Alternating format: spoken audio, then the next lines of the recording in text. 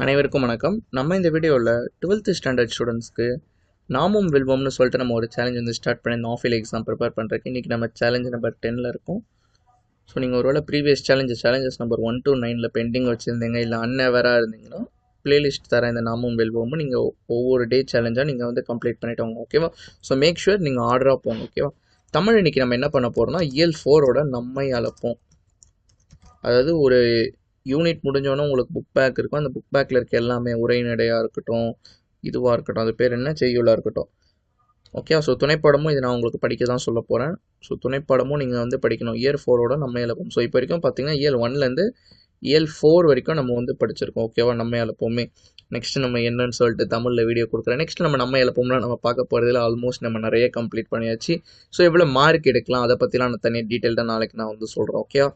இங்கிலீஷை பொறுத்த மட்டும் இன்றைக்கி நம்ம வந்து அப்ரிஷியேஷன் கொஸ்டின் தான் நம்ம வந்து பார்க்க போகிறோம். ஸோ அப்ரிஷியேஷன் கொஸ்டின் எத்தனை யூனிட்னு கேட்டிங்கன்னா எல்லா யூனிட்டை தான் நம்ம வந்து படிக்க போகிறோம். ஸோ அந்த அப்ரிஷியேஷன் கொஸ்டின் பார்த்தீங்கன்னா உங்களுக்கு புக்கில் எப்படி இருக்கும்னா, இங்கே கொடுத்துருக்காங்க பார்த்தீங்களா, read the given lines and answer the question. So இந்த மாதிரி கொடுத்துருப்பாங்க, ஒரு சில போயட்டிக் லைன்ஸ் கொடுத்து அதில் வந்து கொஷின் வந்து கேட்பாங்க. ஓகேவா? ஸோ எல்லாமே நீங்கள் வந்து படிச்சிருங்க. ஓகேவா?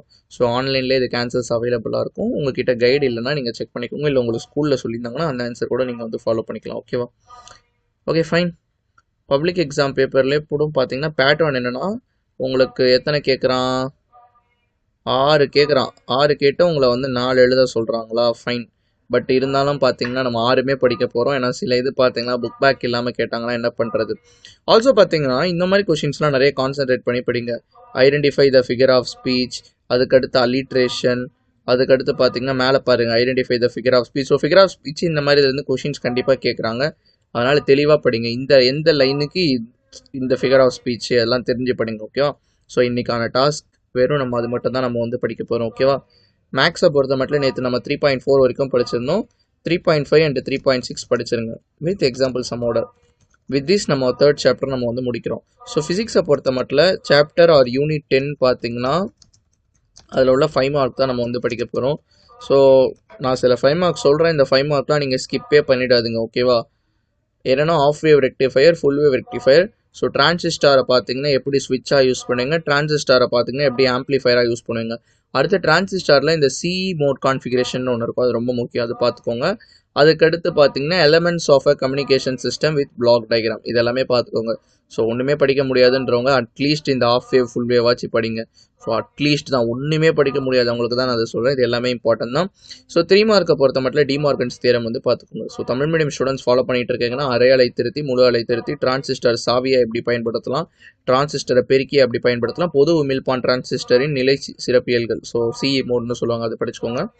அண்ட் தென் 3 மார்க் பொறுத்த மட்டும் டிமார்கனின் தேற்றங்கள். அண்ட் லாஸ்ட் கொஸ்டின் எலக்ட்ரானிய தகவல் தொடர்பு அமைப்பு உறுப்புகள், அந்த கட்டப்படம் நீங்கள் வந்து வரையணும். பிளாக் டயக்ராமுக்கு மார்க் இருக்குது. ஓகேவா? இதுதான் நம்ம இன்றைக்கி ஃபிசிக்ஸில் நம்ம வந்து படிக்க போகிறோம். ஓகேவா?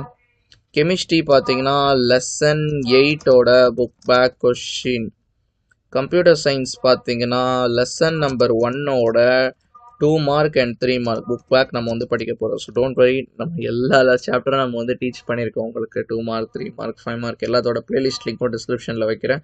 அதில் லெசன் நம்பர் 1ஓட 2 mark video and 3 mark video நீங்கள் பார்த்தீங்கனாலே இது படித்த மாதிரி தான் எல்லா கான்செப்டோட சொல்லி கொடுத்துருப்பேன். உங்களுக்கு 5 மார்க்குமே அது ஹெல்ப்ஃபுல்லாக இருக்கும். 5 மார்க்குக்குமே நம்ம வீடியோ போட்டிருக்கோம். ஓகேவா? Don't worry. நம்ம பார்த்தீங்கன்னா சிஎஸை பொறுத்த மட்டும் சாப்டர் 5 to சாப்டர் 10 நம்ம வந்து முடிச்சிருந்தோம் ஆல்ரெடி. ஓகேவா? ஸோ இப்போ தான் நம்ம சாப்டர் 1க்கு வரும். ஏன்னு கேட்டிங்கன்னா, நீங்கள் டேரெக்டாக 1 வந்தீங்கன்னா அங்கே ஃபங்க்ஷன்னு ஒரு வேர்டு யூஸ் பண்ணியிருப்பாங்க, நிறைய டேர்ம்ஸ்லாம் யூஸ் பண்ணியிருப்பாங்க, ஸ்கோப்பிங்னு யூஸ் பண்ணியிருப்பாங்க, சார்ட்டிங் யூஸ் பண்ணுவாங்க, லிஸ்ட்டுன்னு, அரே, அதெல்லாம் உங்களுக்கு என்னென்னு தெரியணும். அதெல்லாம் என்னன்றது நம்ம பைத்தானில் கற்றுக்கிட்டோம். இப்போ ஜென்ரிக்காக நம்ம 1 to 4 நமக்கு சொல்லிக் கொடுப்பாங்க. You can easily cover up. ஓகேவா? ஸோ இன்றைக்கி லெசன் நம்பர் 1ஓட 2 மார்க்ஸ் 3 மார்க்ஸ் தான் நம்ம வந்து படிக்க போகிறோம். இதான் பார்த்தீங்கன்னா இன்றைக்கான சேலஞ்ச்.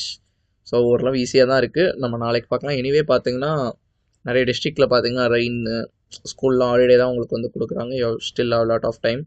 ஸோ அதனால் படிக்கிறதுக்கான வாய்ப்பு கிடச்சதுன்னா கண்டிப்பாக நீங்கள் வந்து படிக்கலாம். ஓகேவா?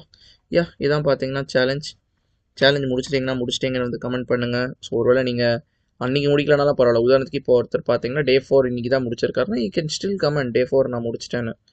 ஓகேவா? ஸோ ஐ கேன் நோ எவ்வளோ பீப்புள் பார்த்தீங்கன்னா எவ்வளோ தூரத்துக்கு வந்திருக்காங்க, அதுக்காக. ஓகேவா?